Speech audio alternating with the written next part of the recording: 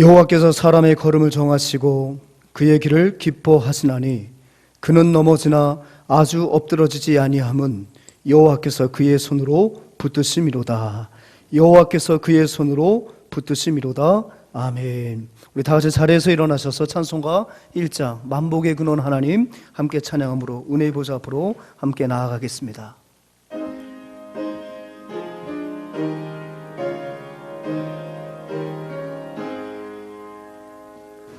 만복의 근원 하나님 온 백성 찬송 드리고 저천사여 찬송하세 찬송 성부 성자 성령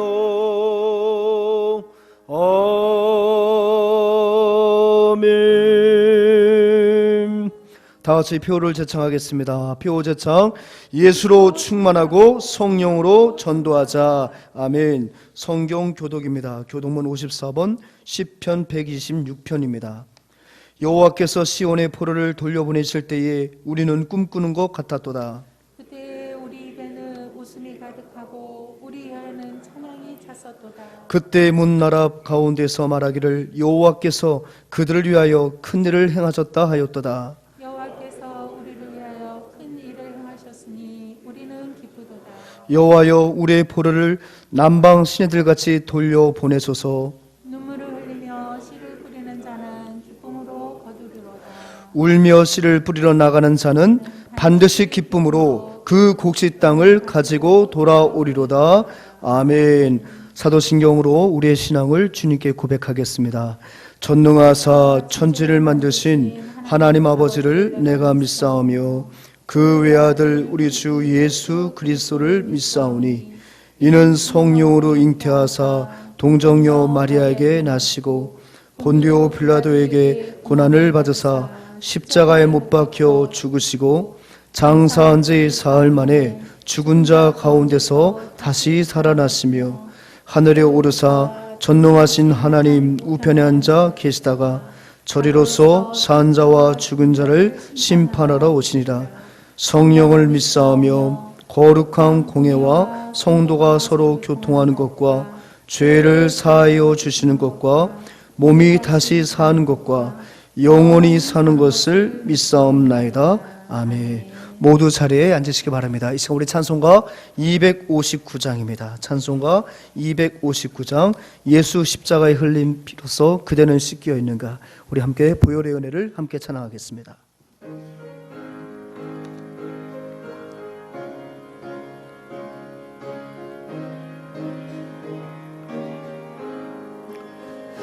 예수 십자가에 흘린 피로써 그대는 씻겨 있는가. 더러운 죄 희게 하는 능력을 그대는 참 의지하는가. 예수의 보혈로 그대는 씻겨 있는가. 마음속에 여러 가지 죄악이 깨끗이 씻겨 있는가. 주 예수와 밤낮으로 늘 함께 그대는 행동을 하는가. 아무 때나 어디서나 그대는 십자가 붙들고 있는가. 예수의 보혈로 그대는 씻겨 있는가.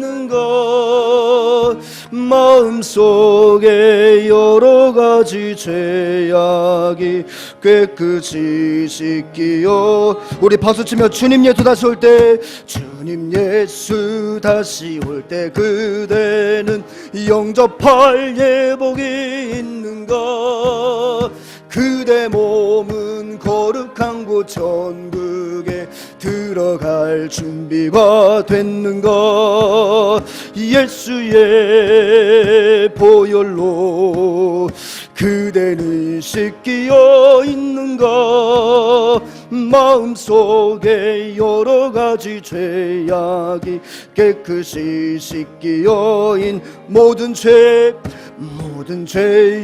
더러워진 예복을 주 앞에 지금 다 벗어서 샘물같이 솟아나는 보혈로 눈보다 더 익게 씻으라. 아멘. 예수의 보혈로 그대는 씻기어 있는가. 마음속에 여러 가지 죄악이 깨끗이 예수의 보혈로 그대는 씻겨 있는가. 예수의 보혈로 그대는 씻기어 있는가. 마음속에 여러 가지 죄악이 깨끗이 씻기어. 천천히 다시 한번 고백한 예수의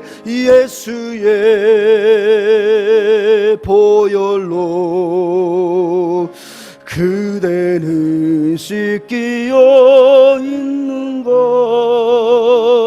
마음속에 여러 가지 죄 깨끗이 씻기어 있는가. 김국준 목사님 기도하시겠습니다.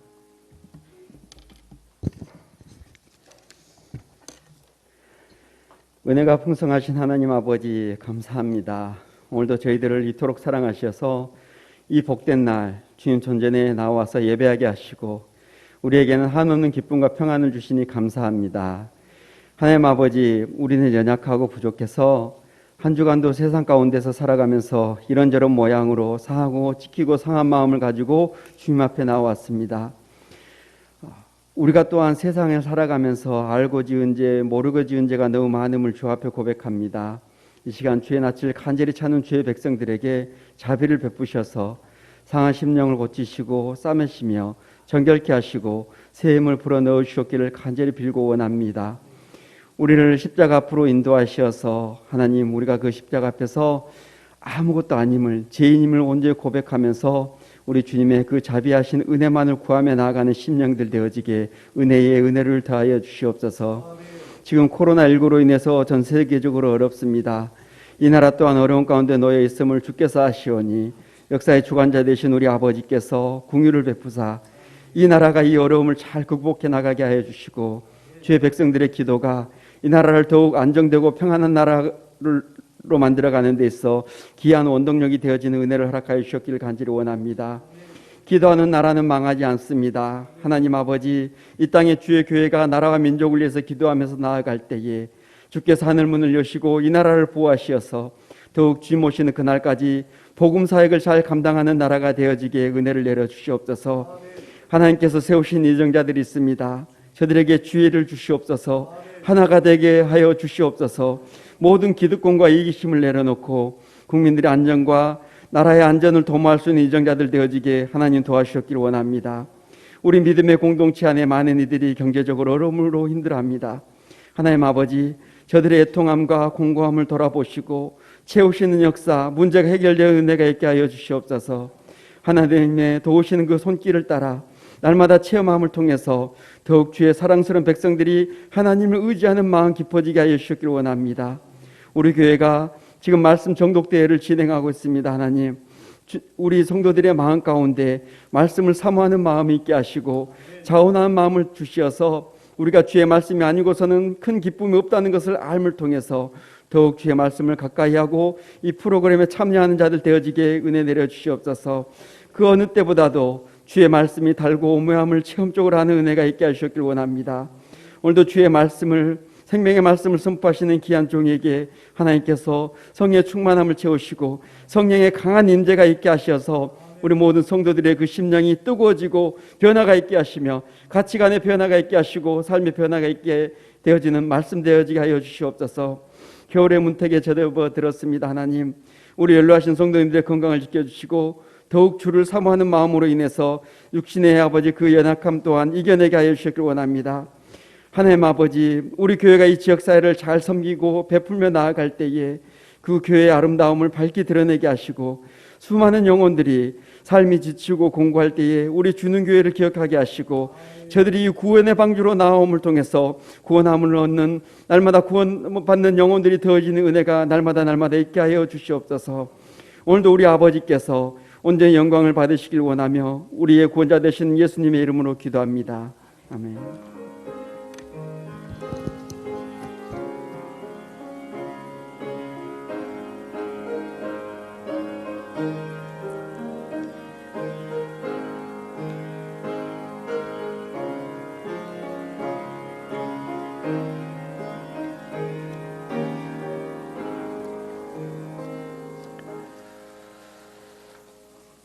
교회 소식을 함께 나누겠습니다. 9월은 우리가 11월은 감사의 달입니다. 우리 성경 말씀 우리 함께 암송하겠습니다. 시작. 주의 성도들아 여호와를 찬송하며 그의 거룩함을 기억하며 감사하라. 시편 30편 4절 말씀. 아멘. 인생의 방황은 하나님 품 안에서 끝이 나고 신앙생활의 방황은 교회 정착에서 끝이 납니다. 오늘 처음으로 우리 교회 오신 분들이 계시다면 주님으로 환영합니다. 예배 후에 등록을 원하시는 분들은 4층에서 저와의 만남을 기대하겠습니다. 11월의 행사 한번 참고해 보시고요. 특별히 다음 주 추수감사절 준비입니다. 다음 주 11월 15일 주일 예배는 추수감사절 예배로 드립니다. 올 한 해 코로나19 가운데서도 가정과 교회를 지켜주시고 풍성한 은혜를 베풀어 주신 주님께 다함없는 감사를 올려드리는 온 교우들이 되시길 바랍니다. 여러분 아마 들어보실 때 주보를 받으셨을 때에 이렇게 또 예물 봉투가 있을 겁니다. 여러분 오늘 우리가 성경 말씀 이번에 11월 달에 암송하고 있지 않습니까? 기억하며 감사하는 것입니다. 한 해 동안에 특별히 코로나19가 창궐한 이때에 아직 종식이 안 되었으나 지금까지 우리 가정을 지켜주시고 교회를 지켜주시고 사업장과 직장을 지켜주신 그 하나님께 특별히 올 한 해는 더 감사의 제목이 많을 것 같습니다. 이런 기억하시고 다함없는 감사를 주님께 올려드리는 절기가 되었으면 좋겠습니다. 11월 12일, 11월 12월 우리 말씀과 함께 주님과 함께 우리 정교 성경 정독대회가 진행 중에 있습니다. 여러분 복된 시간이 될 수 있도록 여러분 적극적으로 참여하시기 바랍니다. 여러분 성경 말씀 잘 읽고 계시죠? 예, 매주마다 140장 결코 쉽지 않습니다. 쉽지 않기 때문에 더 특별히 하나님께서 은혜를 주실 줄 믿습니다. 여러분 기억하시고 우리 모두가 말씀이 되도록 더욱더 성경 읽기에 전념하셨으면 좋겠습니다. 그런 의미에서 우리 한번 구호 한번 외치고 다음 강구하겠습니다. 구호 기억하시나요? 예, 구호 준비하면 야 하시고 단전에 힘을 모으시고 야 하시고 제가 성경 정독하면 여러분 어떻게 하신다고요? 할 수 있다. 성경 정독 하면 된다. 성경 정독 하자 할렐루야 아멘입니다. 하실 수 있겠죠? 1부 예배 오신 분들 다 수준이 높으신 분들이니까 한 번에 우리 한번 우리의 마음을 가다듬겠습니다. 구호 준비 야! 구호 시작! 성경 정독 할 수 있다. 성경 정독 하면 된다. 성경 정독 하자 할렐루야 아멘. 예, 잘하셨습니다. 그러니까 자꾸 졸릴 때 한 번씩 하시는 거예요. 거울 한번 보시고 집안 사람들이 깜짝 놀랄 정도로 한 번 하시면 또 정신이 모아지고 의욕이 불타오릅니다. 꼭 한번 해보시기 바랍니다. 가족별 특송을 여러분 주일 봉헌 시간에 그 기회를 드리려고 합니다. 가족들도 섬겨주시기를 부탁드리고요. 신청 1층 사무실에 저 입구에 신청서가 있으니까 여러분들께서 꼭 기록해 주시고 11월 달 네 번째 주일날 기회가 있으시고요. 12월도 계속 진행 중이니까 여러분께서 기도하시고 가족 간의 화목과 또 성경 읽으시면서 은혜 받은 것들을 찬양으로 고백하시는 복된 가정들이 되기를 소망합니다. 기관 결산 및 임원 선출 각 기관별로 11월 22일까지 주일입니다. 올해 결산 내역을 우리 나성원 장로님, 신정은 장로님께 감사를 받으시고 29일 주일까지는 임원 선출을 하신 후에 목양실에 또는 사무실에 알려주시기 바랍니다. 우리 성례 주일이 있습니다. 문답 신청이 있습니다. 학습 세례, 유세, 유아 세례, 입교 문답 신청을 해주시기 바랍니다. 예산 결산 심의위원회 공고입니다. 2020년 결산과 2021년 예산을 심의하는 예결산 심의위원회가 11월 27일 오후 7시 30분 교회에서 있습니다. 여러분들 관계되시는 분들은 다 참고하시고 기도로 준비해 주셨으면 좋겠습니다. 지난주에 우리 새가족 청년 왔습니다. 여러분 나중에 또 교회에서 사진이 또 공지가 되면 함께 축복해 주시고 축하해 주시는 귀한 여러분들의 아름다운 섬김이 있었으면 좋겠습니다. 우리 이 시간에 찬송가 634장 부르시면서 준비한 예물을 우리 하나님께 올려드리겠습니다.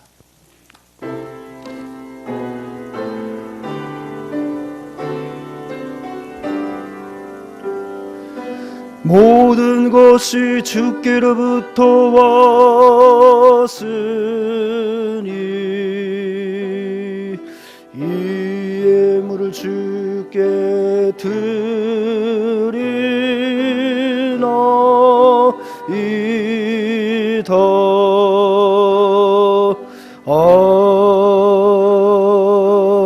아멘. 예배를 통해 영광 받으실 하나님을 찬양합니다. 아멘. 감사헌금 하셨습니다. 감사헌금 하셨습니다. 가족 건강, 믿음 주소서, 자녀들 앞길 형통하게 하소서, 물질의 복을 내려 주옵소서. 감사헌금 하셨습니다. 또 10회 1조 하셨고요. 건축헌금, 손교헌금, 구제헌금, 신방감사헌금 주님께 올려드렸습니다. 참 좋으신 아버지 하나님, 지난 한 주간도 계절의 급변 속에서 저희들의 건강을 또한 지켜주시니 참 감사합니다. 아침 저녁에 일교차가 참 극심한데 우리 사랑하는 교회 어른들과 또 어린이들의 건강을 지켜주셔서 이번 한 주간 우리 교회가 모두 평안케 하심을 감사합니다. 이런 하나님의 은혜가 감사하여 그 감사함을 기억하고 그 감사함에 감격해서 귀한 헌금을 올려드렸사오니 이 헌금 가운데 주님 함께하여 주시고 연락하여 주옵소서. 또한 예물 가운데 담겨진 간절한 기도의 제목들 주님께서 들으시고 주님의 때에 주님의 방법으로 응답하여 주옵소서. 하나님, 우리 환우들을 지켜주시고 특별히 이 간절기에 건강을 더욱더 굳건하게 붙잡아 주시어서 속히 회복의 길로 나아갈 수 있도록 선한 길로 인도하여 주옵소서. 또 앞서 기도하신 것처럼 수능 수험생들 이제 시험이 한 달이 채 남지 않았습니다. 하나님 지혜를 주셔서 저들이 소망하고 하나님이 원하시는 곳에 바로 설 수 있도록 주께서 도와주시옵소서. 먼 타지에서 직장 생활을 하며 또 취업을 위해서 열심히 구슬땀을 흘리며 최선을 다하는 믿음의 가족들 하나님께서 전후좌우로 지켜주시어서 전방위적으로 함께하여 주시는 그 하나님의 숨결을 느낄 수 있도록 주여 도와주시옵소서. 이 시간 이제 말씀을 듣습니다. 눈을 열어주시고 귀를 밝혀주시어 하나님의 참된 말씀이 선포되도록 함께하여 주옵소서. 예수님의 이름으로 기도합니다. 아멘. 이 복된 시간에 주신 하나님의 말씀입니다. 우리 마태복음 5장 7절 말씀입니다.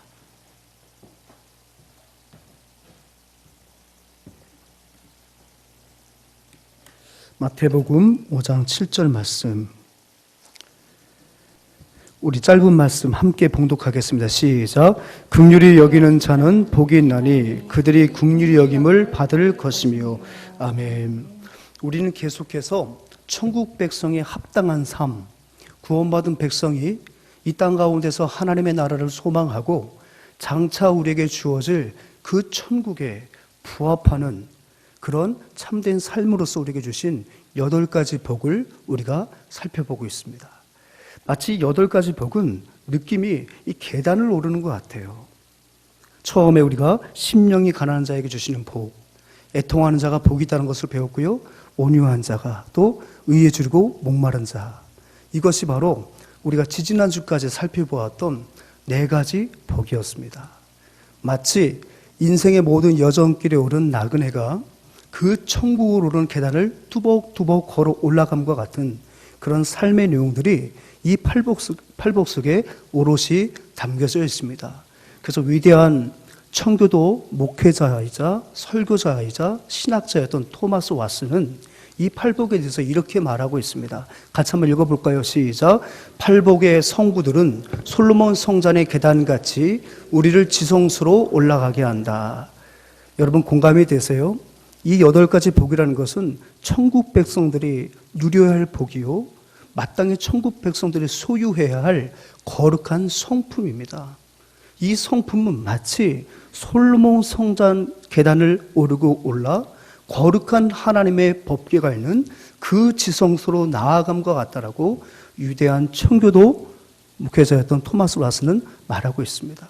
그러니까 지금 여러분, 저와 여러분들이 벌써 계단을 4개 올랐어요. 그리고 이제 오늘 5번째 살펴볼 복이 바로 무엇입니까?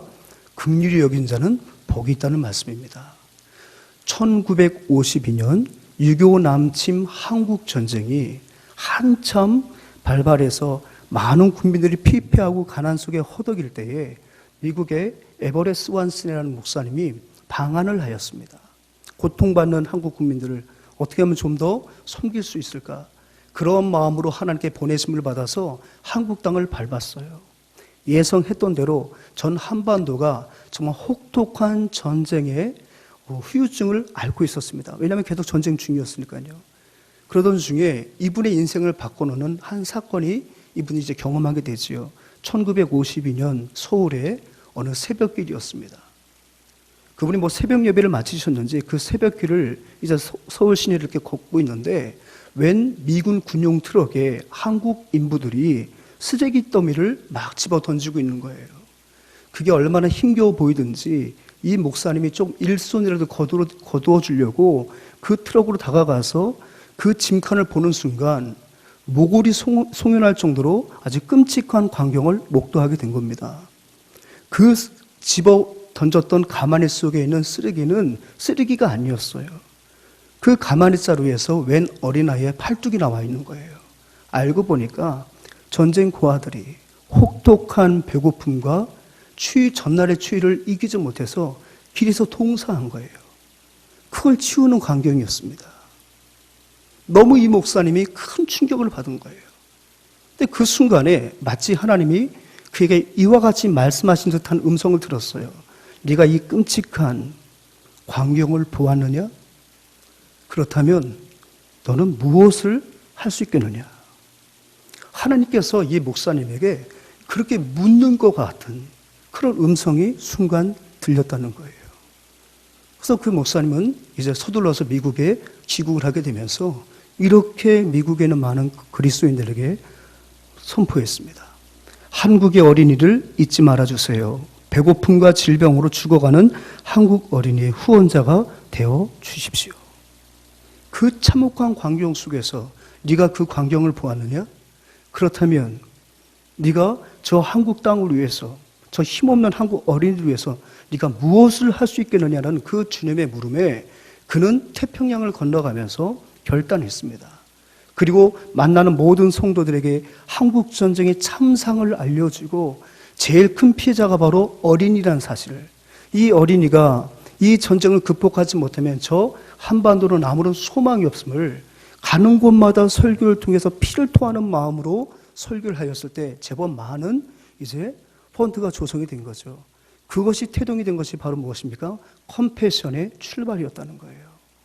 컴패션은요, 1980년대까지 우리 한국에 있는 많은 어린이들을 도왔던 국제 조직입니다. 그런데 우리나라가 이제 비약적으로 경제 성장이 일어나면서 컴패션이 이제 철수를 하게 되었는데 2003년도에 저 서정현 대표를 필두로 해서 한국 컴패션이 다시 재창설됩니다. 목적은 무엇입니까? 이제는 우리가 도움을 받고 이제 도움을 더 요청하기 위해서 컴패션이 만들어진 것이 아니라 그 받은 긍휼, 그 받은 사랑을 이제 제3세기에서 열심히 70년 전에 얼어 죽을 수밖에 없었던 그 끔찍한 한국과 같은 그런 고통을 겪고 있는 전 세계 기아에 허덕이고 배우고 싶으나 배우지 못하고 신앙생활을 하지 못하는 어린이들을 살피고자 받은 빛을 되갚고자 2003년에 컴패션이, 한국 컴패션이 다시금 창설이 되죠.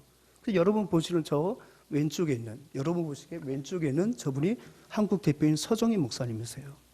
그리고 컴패션에 많은 홍보대사들이 활동을 하고 있는데 여러분 잘 낯익은 얼굴들이 많이 보이죠? 저분들은 아주 신실한 그리스도인들입니다. 여러분, 컴패션이라는 뜻이 뭐죠? 연민, 동정이라는 뜻입니다. 근데 저 단어를 우리가 좀 분리해서 생각하면 그 의미가 더 확 마음속에 와 닿아요. 여러분, 컴이란 말은 접두어인데 어떤 뜻이 있습니까? 영어로 함께라는 뜻이 있어요. 그럼 패션은 무엇입니까? 열정이라는 뜻도 있지만 사실 그 이면에는 고통, 아픔이라는 뜻이 있어요. 그럼 컴패션이 뭐예요? 그 고통과 아픔을 함께 한다는 거예요. 당신의 고통에 내가 동참하고 당신의 고통을 내가 덜어드리겠습니다. 그것이 바로 뭐예요? 연민, 동정이라는 뜻을 갖고 있는 컴패션입니다. 지금도 이 컴패션은 주님의 마음을 갖고 이 땅 가운데 고통을 받고 있는 어린아이들을 찾아가서 그들에게 매월 교육비와 훈련비를 지급해주고 특히 다른 어떤 구호단체와는 달리 그 지역의 교회를 중심으로 해서 신앙의 전인격으로 양육하는, 그래서 그 아이가 스스로 장성하여 온전한 그리스도인이 될 수 있도록 지역의 교회를 중심으로 어린이들을 세우는 그 단체가 바로 뭐예요? 컴패션이에요. 저에게는 일남 이녀의 자녀가 있는데 컴패션을 통해서 또 한 명의 자녀가 있어요. 근데 그 자녀는 이제 올해 나이 이제 5살입니다. 3살 때 만났습니다. 근데 그 아이는 너무 멀리 있어요. 우리 셋째 딸은 어디 있냐면 완전 한반도의 반대편 저 남미 콜롬비아에 살고 있습니다. 2년 전부터 연이 돼가지고 그 아이에게 매월 후원금을 보내면서, 근데 이 아이는 아직 너무 어리기 때문에 편지를 못 써요. 그래서 자꾸 저희가 편지 보내면 답장에 대한 압박감을 느낄까봐 어느 정도 아이가 클 때까지 저희가 편지를 보내지를 않아요. 그냥 후원금만 또 기도만 열심히 해주고 있습니다. 이 컴패션이 뭐라고요? 동정 연민, 고통을 함께 나눠갔다. 오늘 우리가 5번째 복을 살펴보게 되는데 이 긍휼이라는 단어와 이 컴패션, 동정 연민이라는 단어는 성경에서도 유의어예요. 비슷합니다. 그렇다면 여러분 긍휼이라는 뜻은 무엇일까요? 긍휼이라는 것은 자비로운, 동정적이라는 그런 뜻입니다. 특별히 헬라어로서 동정적인 자비로운의 뜻은 신약성경에서 딱 2군데 사용되고 있습니다. 하나는 히브리서 2장 17절의 말씀과 오늘 본문의 말씀입니다. 그런데 히브리서 2장 17절이나 오늘 본문 속에서 동정적인 자비로운 뜻으로 사용된 헬라어는 주어가 모두 예수님이에요. 그러니까 예수님의 모든 행위가, 예수님의 모든 이 백성들을 향한 그런 마음들이 모두가 뭐라고요? 자비롭고 동정적인 그 마음으로 이 땅의 모든 백성을 대하셨던 예수님의 행적을 기록하는 단어가 바로 헬라어로 동정적인 자비로운 뜻이라는 얘기죠. 그럼 그 의미가 무엇이겠습니까? 그 의미는 이렇습니다. 육적인 이기심 때문에 느끼기만 하고 행동하지 않는 연약한 동정심이 아니고, 양심의 가책을 줄이려고 하는 거짓 긍휼도 아니고, 도움을 전혀 주지 않는 조용하고 수동적인 연민도 아니고, 예수님께서 주어가 된 긍휼이라는 그 단어의 뜻은 바로 뭐냐면 도움의 손길로 이어지는 순전하고 이타적인 동기의 참된 연민. 좀 어렵죠. 쉽게 말하면 그저 가난한 사람들을 보면 아유 불쌍하다 안 됐어 그만 자꾸 지나가는 게 아니에요. 또 그 아이들을 볼 때 내가 그래도 사회적 지도층인데 너무 무관심하면 안 될 것 같으니까 조금 관심을 갖는 척, 내 양심에 자꾸 가책이 되니까 가책을 받지 않는 수준의 어떤 행하는 그런 동정과 연민이 아니고 적극적으로 어떻게 한다고요? 그 고통 속에 들어가서 그 고통이 조금이라도 줄어들 수 있도록 나의 모든 것을 함께 나누며 행위로 옮겨지는 것, 그게 바로 성경에서 말하는, 오늘 본문에서 말하는 긍휼이라는 마음이에요. 긍휼. 그냥 단순히 안 됐다, 불쌍하다, 아이고 부모 잘못 만나서 너무너무 안 됐다, 너무너무 안 됐다, 이 정도로서의 그게 긍휼이 아니라는 거예요. 직접적으로 그들의 그 문제 속에 들어가서 그들의 그 고통을 덜어주고 해결하고자 하는 그 마음이 바로 예수님이 주어가 된 뭐라고요? 긍휼이라는 긍휼. 근데 여러분, 이 예수님께서 활동하던 그 당시에 유대인들과 그 로마인들을 보게 되면 참으로 그 시대, 1세기 그 시대에는 너무너무 긍휼이 희귀했던 시대예요. 특별히 유대인들에게 있어서는 그 유대인들은 굉장히 교만했습니다. 늘 편을 나눴습니다. 나는 율법을 잘 지키는 사람, 쟤는 세리, 쟤는 창기. 이 유대인들은요 굉장히 분리에 능한 사람이었어요. 분리에 능한 사람. 교만하고 이기적이고 독선적이었습니다. 심지어는 그들의 부모에게도 물질적인 어떤 후원을 하지 않았어요.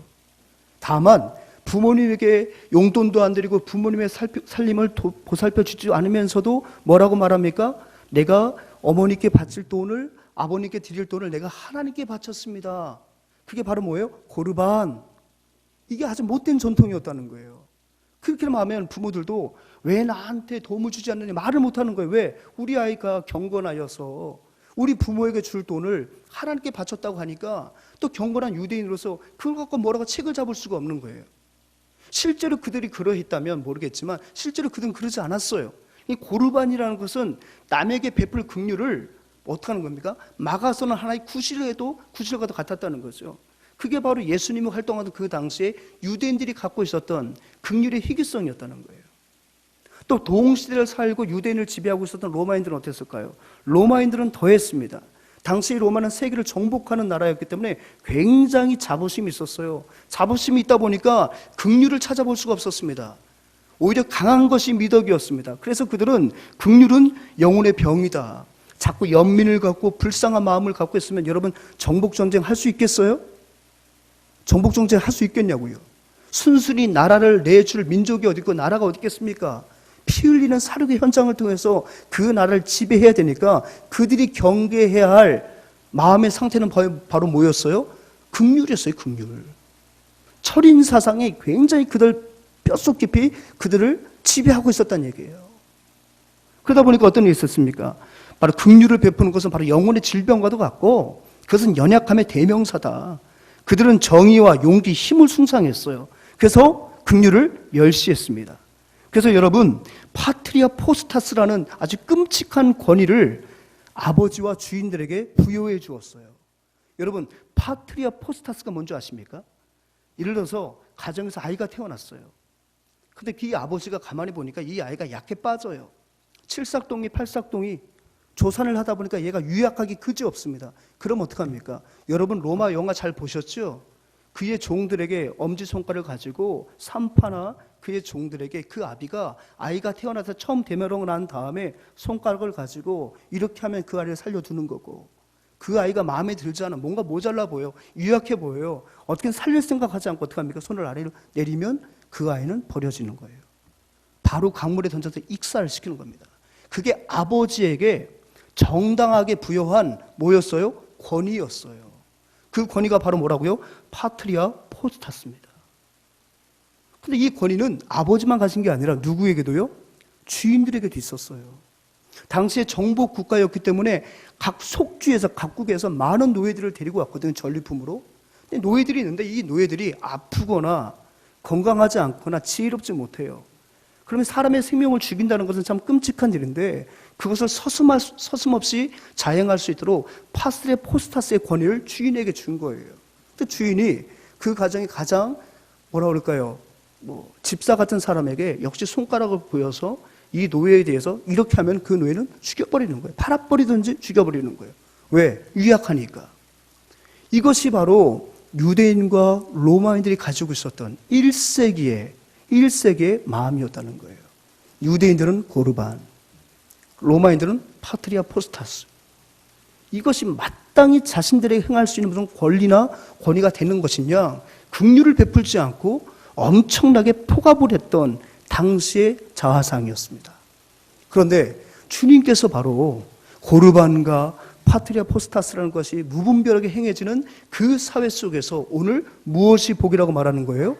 긍휼히 여기는 자가 복이 있다고 말하는 거예요. 유대인들의 입장에서 특별히 로마인들의 입장에서는 너무 말도 안 되는 얘기인 거예요. 긍휼은 제국이 버려야 할 적과도 같은 마음의 심정인데 어찌 그것이 복이 있다고 말을 하는가? 예수님은 어떻게 보면 유약함의 대명사로 그들에게 보여줬겠죠. 그것이 바로 무엇입니까? 그 당시에 그들이 갖고 있었던 긍휼에 대한 잘못된 인식이었다는 거죠. 그렇다면 이런 배경을 갖고 성경에서 오늘 주님이 말씀하시는 긍휼히 여긴 자는 구체적으로 어떤 사람일까요? 자, 첫 번째 같이 있으면 시작. 심령이 가난한 자이다. 여러분 이 말이 낯설지 않죠? 어디서 본 것 같아요? 첫 번째 복이 뭐죠? 심령이 가난한 자는 복이 있나니. 심령이 가난한 자는 복이 있다고 했는데 그것과 연관이 있죠. 사실상 그렇습니다. 위대한 설교자인 존 메가더 목사는 이 팔복을 연구하는 가운데 중요한 원리를 그가 발견하게 되었어요. 어떤 원리냐면 앞에 네 가지 복은 뒤에 네 가지 복과 조화를 이루고 있다는 거예요.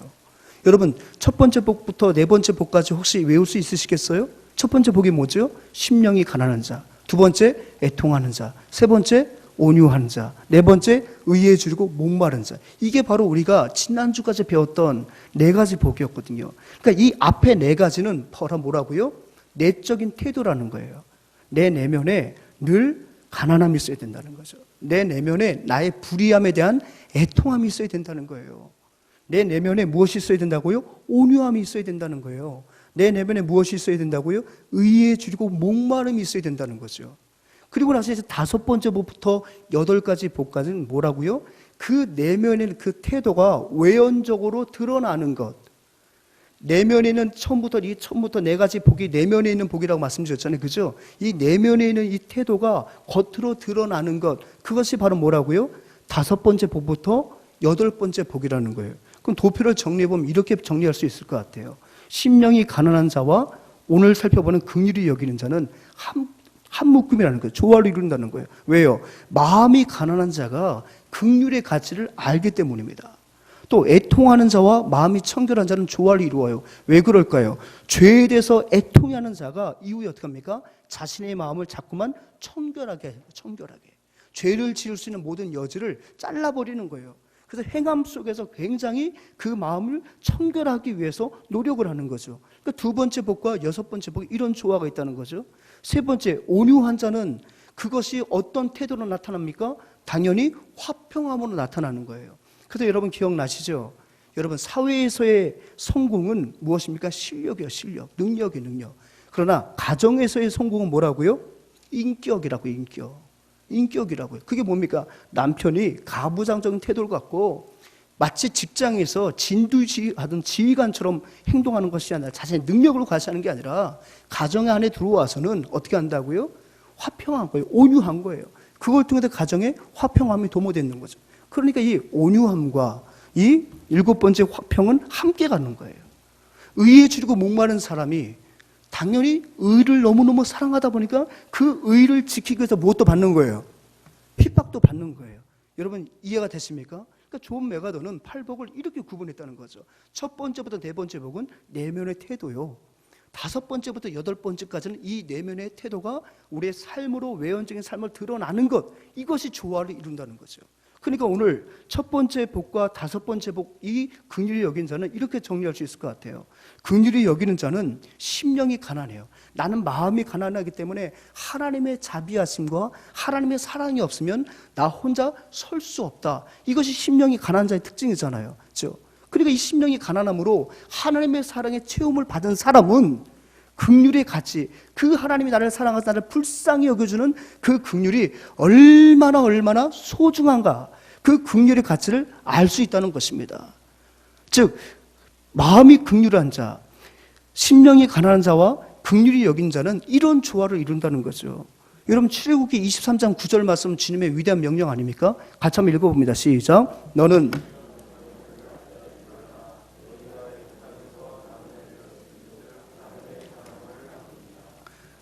백성들에게 말씀하셨어요. 너희들이 이제 출애굽하여 저 적과 꿀이 흐르는 가나안 땅에 들어가거든. 절대로 그 땅에 거하는 이방인들과 그 땅에 거하는 유약한 자들을 업신여기지 말라는 거예요. 왜요? 너희들 직전까지 너희들도 포로 생활이었고 노예 생활하지 않았느냐. 너희가 정말로 하나님의 큰 사랑을 받은 자이기 때문에 너희들이 날마다 이 고통에서 울부짖었기 때문에, 그 말은 뭐죠? 심령이 가난해서 하나님이 언제까지 이 고통 속에 우리를 두시겠습니까? 하나님의 도우심이 없이는 우리는 살 수 없습니다. 그 울부짖음을 들으시고 주님은 모세를 보내셨고 아론을 협력자를 붙여주셔서 어떻게 했습니까?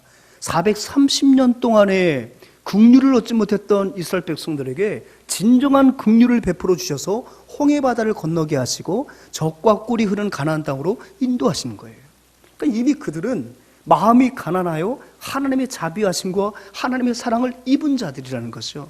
따라서 그것을 입은 자들로서 너희들이 그 새로운 땅에 들어가면 절대로 너희들과 같은 그 고통 속에 있고 압제를 받고 있는 자들에 대해서 외면하지 말라는 거예요. 그들을 품어주라는 거예요. 그러니까 지금 마음이 가난한 것과 이 긍휼을 베푸는 것은 늘 함께 가는. 성경에서 그걸 지금 보여주고 있는 것입니다. 여러분, 근데 이 긍휼이라는 것은 단순히 어떤 독립된 개념이 아니에요. 긍휼의 동기는 바로 무엇입니까? 사랑이죠. 하나님이 왜 우리를 불쌍히 여겨주세요? 사랑하시니까.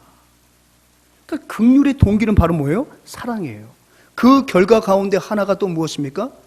그러니까 사랑이고, 긍휼의 원인은 사랑이고, 또 긍휼을 통해서 상대방에 무엇을 베풀게 되는 거죠? 용서를 베풀게 되는 거예요.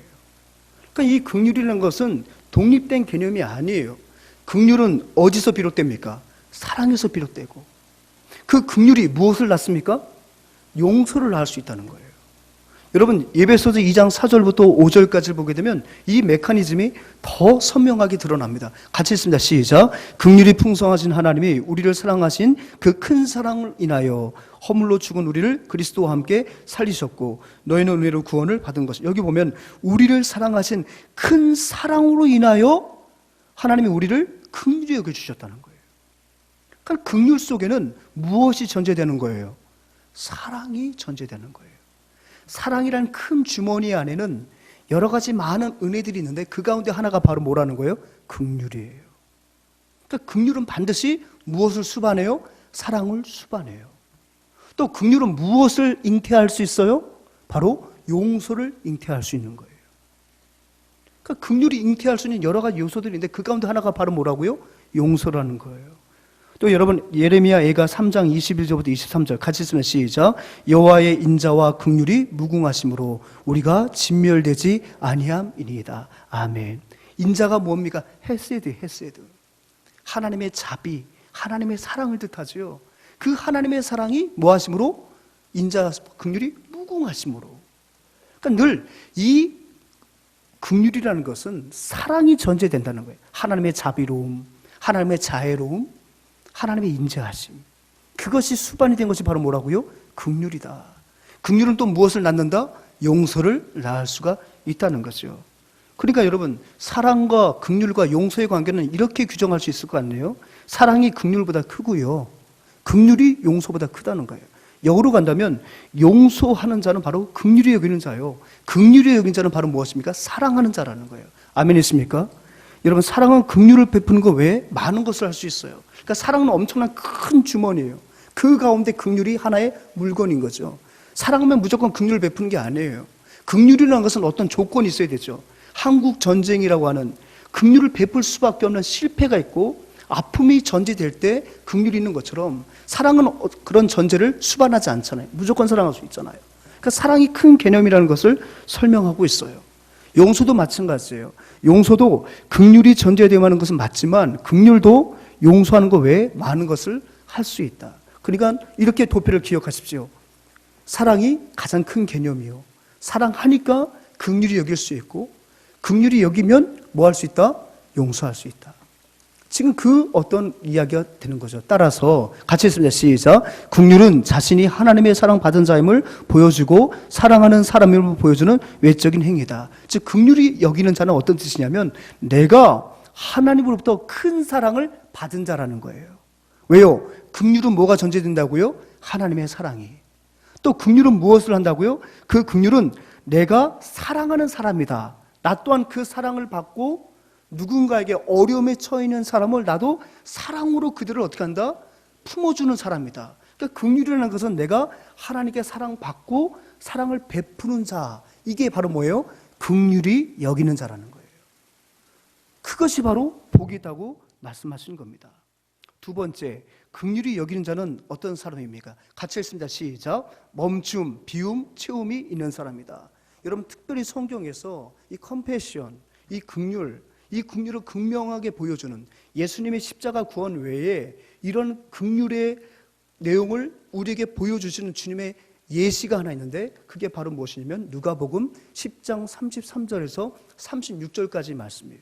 누가 우리의 참 이웃이 될 수 있겠습니까? 라는 그 물음 가운데 주님께서 하나의 스토리텔러로 이야기를 해주신 거죠. 이 이야기 잘 알고 계시죠? 무엇입니까? 한 사람이 예루살렘에서 여리고로 내려가는 길에 강도 만난 사람이 있었다는 거예요. 법안 죽어가고 있었어요, 길가에서. 근데 누가 지나가요? 첫 번째 제사장이 지나갔어요. 여러분, 제사장은 어떤 사람입니까? 당시 유대 사회에서 최고의 도덕가, 최고의 윤리가, 최고의 하나님의 말씀을 실천하는 사람으로서 존경받는 인물이었거든요. 근데 그 제사장이 지나가다가 분명히 지금 강도 만나서 피 흘리며 거반 죽어가는 사람을 보았음에도 불구하고 아이고 불쌍하네, 아이고 안 되네, 어쩌다 저렇게 된도 하고 멈추지 않고 그냥 지나가 버렸어요. 물론 빨리 가야 할 이유는 있었겠죠. 근데 뒤이어서 누가 지나가요? 이번에는 레위 사람이 지나가요. 여러분, 레위 사람 누굽니까? 그 바로 제사장 되기 위해서는 반드시 레위 지파여야 돼요. 레위는 어떤 사람이었습니까? 늘 성막 가까이에서 성막 일을 봉사하고 율법에 능통한 자가 레위 자손 아니에요? 성경 말씀에 있는 모든 것을 아주 통달하고 있었던 12지파 중에 최고라고 할 수 있는 레위 아닙니까? 근데 그 레위인도 역시 거길 지나가다가 그 사람을 보았어요. 근데 그 사람도 그냥 지나갔단 말이죠. 결국 누가 마지막으로 지나갑니까? 당시의 유대 사회에서 비윤리적이고 비도덕적인 사람으로서의 가장 대명사가 바로 누구예요? 사마리아 사람이잖아요. 근데 그 사마리아 사람이 지나가다가 그 강도만한 사람을 보았다는 얘기예요. 그래서 어떻게 했습니까? 그를 도와주었다는 그 내용이죠. 우리 한번 여러분 같이 읽습니다. 33절부터 시작. 어떤 사마리아 사람은 여행하는 중 거기 이르러 그를 보고 불쌍히 여겨 가까이 가서 기름과 포도주를 그 상처에 붓고 싸매고 자기 짐승에 태워 주막으로 데리고 가서 돌보아 주니라. 그 이튿날 그가 주막 주인에게 데나리온 2를 내어주며 이르되 이 사람을 돌보아 주라. 비용이 더 들면 내가 돌아올 때 갚으리라 하였으니. 여러분, 제가 빨간 글씨로 표시한 33절, 34절, 35절은 무엇을 담고 있습니까? 이 사마리아 사람이 강도 만나서 죽어가고 있는, 노상에서 피 흘리며 죽어가고 있는 사람을 보았을 때 긍휼의 마음이 들었어요. 근데 앞서 제가 긍휼에 대해 정의한 것처럼 양심의 가책을 느끼지 않을 정도에 갖는 얕은 동정심이 아니었어요. 사람들에게 자신이 가난한 사람을 불쌍히 여길 수 있는 윤리의식이 있다는 것을 드러내기 위한 어떤 그냥 얄팍한 동정심이 아니었다고요. 그는 어떻게 했습니까? 여행이라고 하는 중요한 목적이 있었음에도 불구하고 그 사람을 긍휼히 여겼기 때문에 멈췄다는 거예요. 인생의 자신의 그 항해를 잠시 멈췄다는 거예요. 인생의 폭주를 잠시 멈췄다는 거예요. 인생의 질주를 잠시 멈췄다는 거예요. 인생의 여정을 그를 위해서 잠시 멈췄다는 거예요, 여러분. 멈추고 어떻게 했습니까? 탈 것에서 내렸겠죠? 그리고 그의 상처를 바라보는 거예요. 바라보았을 때 이 사람은 스스로가 일어나지 못할 것이라는 걸 어떻게 했어요? 파악을 한 거예요. 그래서 어떻게 합니까? 가까이 가서 이제 비움이 일어나는 거예요. 여행하는 사람에게서 기름이라는 것은 화폐와도 마찬가지예요. 이 기름은 자신도 여행을 하다가 마치 부상을 입게 되면은 응급 조치를 할 수 있는 치료제였습니다. 화폐 구실도 했고 치료제였습니다. 목숨을 담보할 소중한 것이었습니다. 포도주는 물과도 같았습니다. 왜? 그들은 물이 대부분의 석회질이었기 때문에 포도주가 곧 그들에게 음료였어요. 음료. 그러니까 지금 여행하는 사람들에게서 아주 필수품이 바로 뭐예요? 기름과 포도주예요. 그런데 그 사람을 위해서 긍휼히 여기는 마음이 있으니까 멈췄고, 긍휼히 여기는 마음이 있으니까 어떻게 했다는 거예요? 자기 것을 피웠다는 거예요. 피웠다는 거예요. 그러니까 어떻게 했습니까? 그 사람의 필요를 어떻게 했다고요? 채워주는 거예요. 언제까지? 그 사람이 그 긍휼의 자리에서, 그 슬픔의 자리에서 완전히 회복될 때까지. 뭐라고 말하고 있습니까? 그 여관 주인에게, 주막 주인에게 뭐라고 말을 해요? 데나리온 2은 건장한 장년이 이틀 동안 꼬박 일을 해야 벌 수 있는 돈입니다. 결코 작은 돈이 아니에요. 한 20만 원 정도 될 것 같아요. 여러분, 20만 원이 선뜻 길에서 어려움 당한 사람에게 줄 수 있는 여러분 품돈입니까? 절대 품돈 아니에요. 그걸 주막 주인에게 주고 뭐라고 말합니까? 계속해서 이 사람에게 채워주라는 거예요. 이 돈이 다 허비가 되면 치료를 준다고 이 사람 내쫓지 말고 끝까지 이 사람의 필요를 채워주라. 그럼 내가 다시 돈을 갖고 돌아와서 그 채워준 것을 너에게도 내가 채워주리라. 정말 긍휼히 여기는 자는 뭐 한다고요? 멈추는 거예요. 상대방의 아픔을 보았을 때 지나가는 게 아니에요. 멈추는 거예요. 그리고 뭐 한다고요? 내 것을 비우는 거예요. 그래서 누구를 채워줍니까? 그 사람의 필요를 채워주는 거예요. 이게 바로 뭐예요? 긍휼히 여기는 자의 진정한 모습이라는 거죠. 사랑하는 여러분, 실제적으로 지금 이 서만한 사마리아 사람은 누구를 보여주는 것일까요?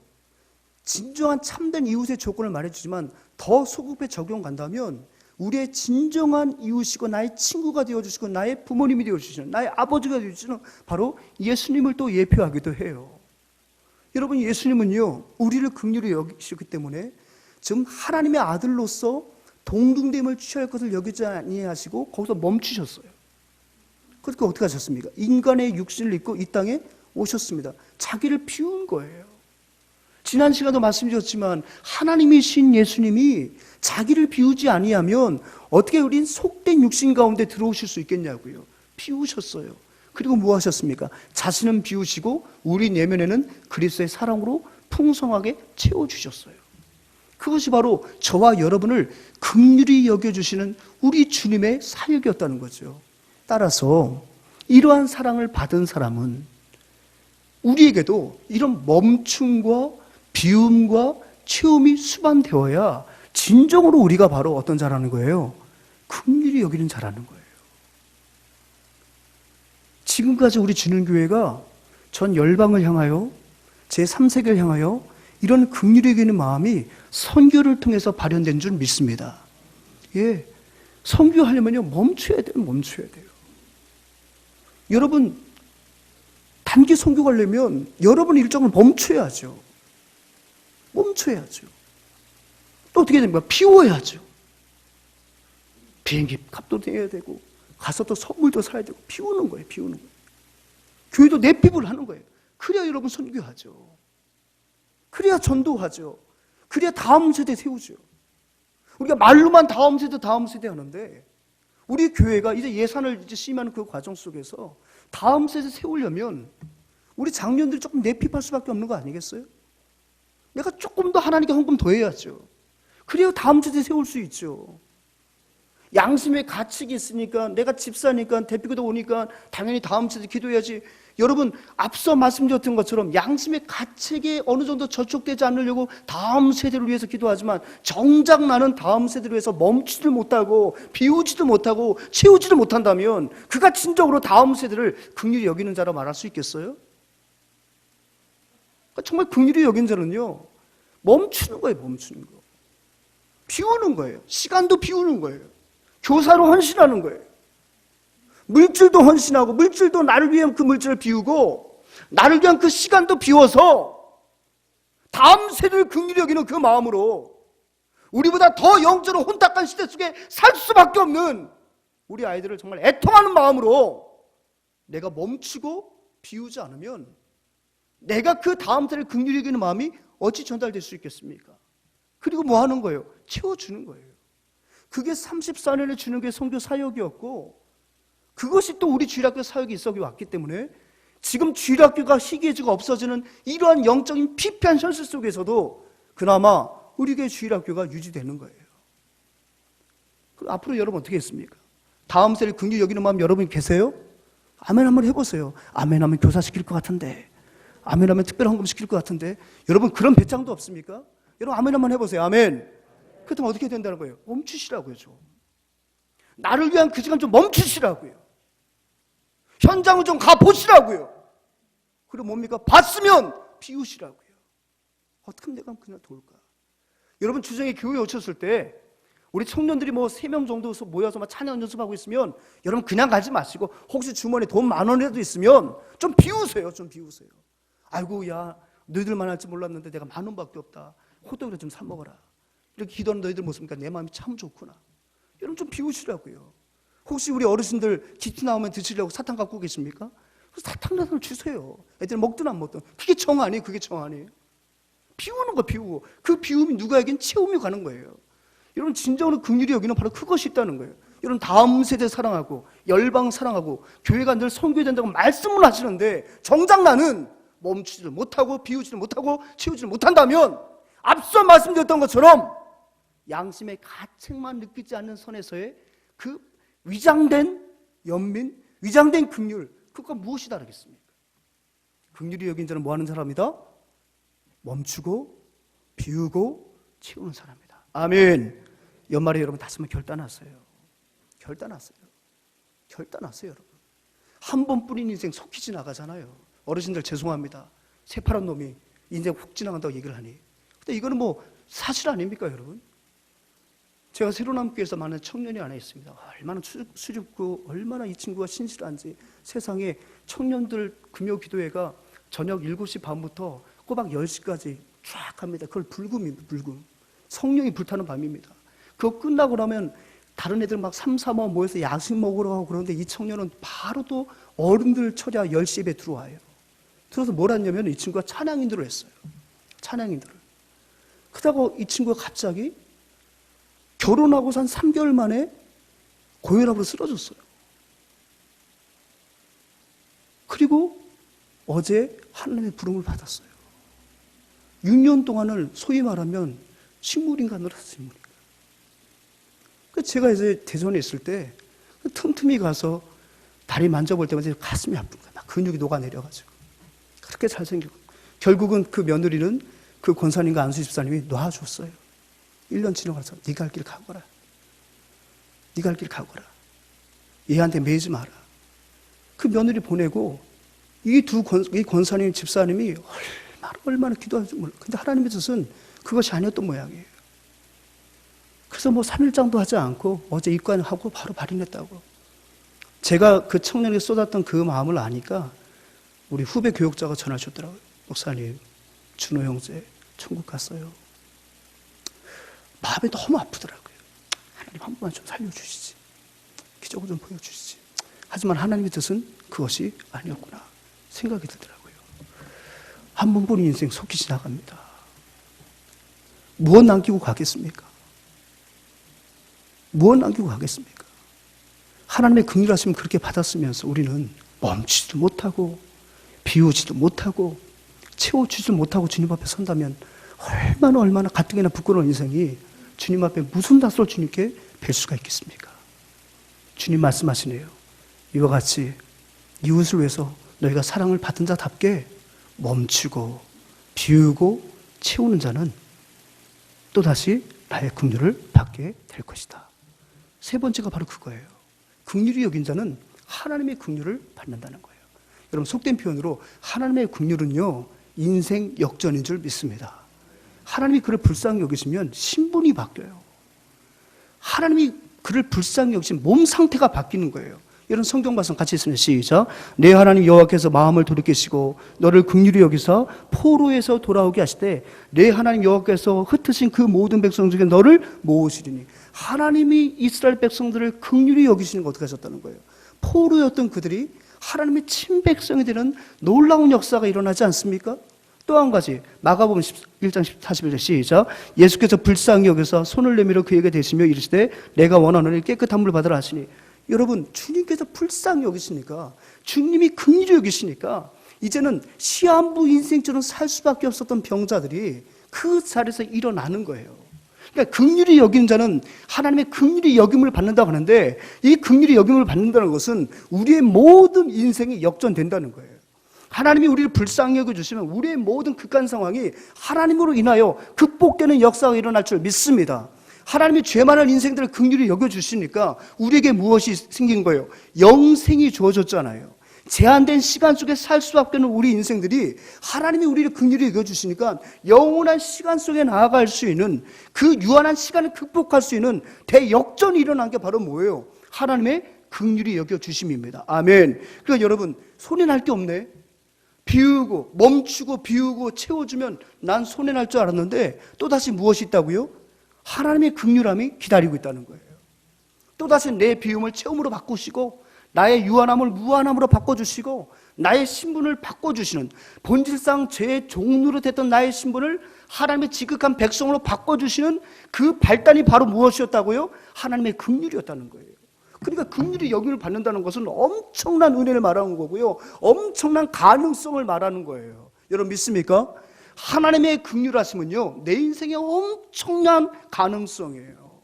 로또예요 로또. 이건 참 경박한 표현이네 그죠?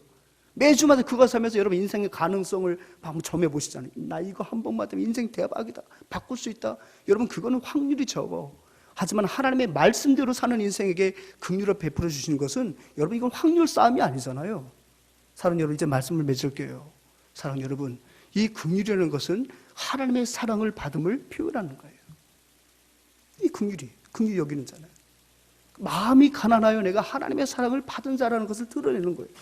이 긍휼이라는 것은 뭡니까? 멈추고 비우고 채워주는 것이 바로 긍휼히 여기는 자의 삶의 태도예요.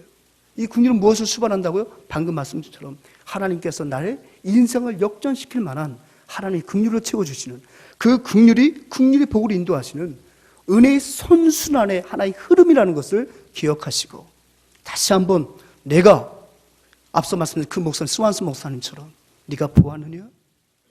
너는 과연 무엇을 할 수 있겠느냐? 네가 우리 주일학교 중요성을 보았느냐? 네가 무엇을 할 수 있겠느냐? 네가 세계 선교의 중요성을 네가 보았느냐? 네가 무엇을 할 수 있겠느냐? 그때 여러분들이 바로 주님, 제가 긍휼히 여기겠습니다. 이런 마음으로 결단하셔서 저와 여러분들이 가는 곳마다 긍휼의 역사가 홍수를 이루는 놀라운 은혜의 현장이 되기를 주님의 이름으로 축원합니다. 아멘. 우리 시간 같이 찬양하시겠습니다. 성경 정독 기간인데요. 여러분 성경 정독 기간 내내 우리가 이 찬양을 통해서 그 말씀의 사람이 되기를 한번 다짐해 보았으면 좋겠습니다. 주님 말씀하시면 내가 나아가리다. 주님이 긍휼히 여기라고 하신다면 주여 내가 나아가 긍휼히 여긴 자가 되겠습니다. 이런 마음을 갖고 우리 찬양하고 기도하겠습니다.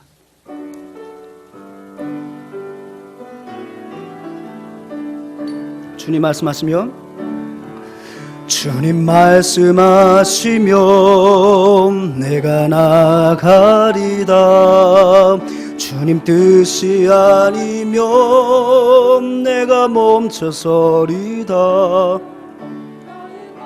서는 것 주님 뜻에 있으니 오 주님 나를 이끄소. 주님 말씀하시면 내가 나아가리다. 주님 말씀하시면 내가 나아가리다. 주님 뜻이 아니면 내가 멈춰서리다. 나의 가고 서는 것 주님 뜻에 있으니 오 주님 나를 이끄소서. 뜻하신 그곳에 나 있기 원합니다. 이끄시는 대로 순종하며 살리니 연약한 내 영혼 통하여 일하소서. 주님 나라와 그 뜻을 위하여 뜻하신 그곳에 나 있기 뜻하신 그곳에 나 있기 원합니다. 이끄시는 대로 순종하며 살리니 연약한 내 영혼 통하여 일하소서. 주님 나라와 그 뜻을 위하여 오 주님 나를 이끄소서. 기도 제목 하나입니다. 하나님, 성경 정독을 통해서 말씀의 이끌림을 받는 삶이 되게 하여 주옵소서. 그리하여 오늘 말씀처럼 우리 또한 그 말씀의 이끌림을 받아 긍휼히 여기는 자로 우리의 인생을 역전시키시는 하나님의 긍휼의 복을 받아 누리는 귀한 성도 되게 하여 주시옵소서. 다시 주의 이름 한번 부르고 간절히 주님께 기도합니다. 주여,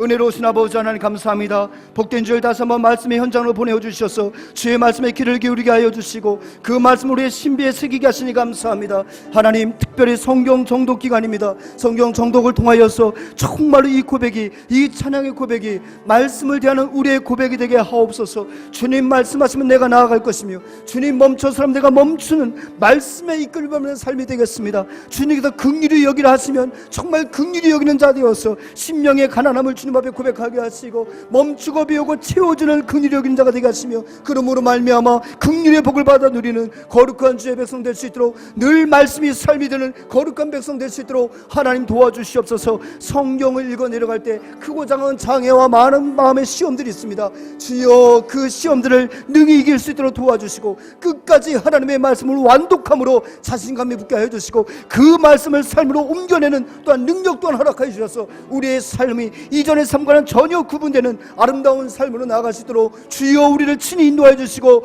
함께하여 주시옵소서. 하나님 말씀을 읽는 주의 백성들에게 은혜의 장막으로 덮어 주시옵소서.